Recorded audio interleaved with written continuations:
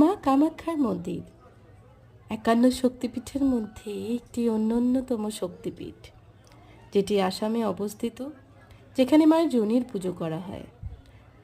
গর্ভগৃহের দর্শন করতে হলে প্রত্যেক দিন জেনারেল লাইনে ২০০০টি টিকিট দেওয়া হয় এবং ভিআইপি লাইনে ১০০ থেকে ৫০০টি টিকিট দেওয়া হয়। সেই টিকিট পাওয়ার জন্যে জনগণের ভিড় রাত থেকে হয়, কারণ বিনা টিকিট ছাড়া গর্ভগৃহের দর্শন হয় না। এই মন্দিরের আশেপাশে ১০ মহাবিদ্যারও মন্দির আছে, সেইগুলির দর্শন বিনা টিকিট ছাড়াই করা যায়। তো আশা করব এই ভিডিওটি ইনফরমেটিভ লেগেছে আপনাদের। ভালো লাগলে চ্যানেলটিকে সাবস্ক্রাইব করতে ভুলবেন না, আর ভিডিওটিকে লাইক করতে ভুলবেন না।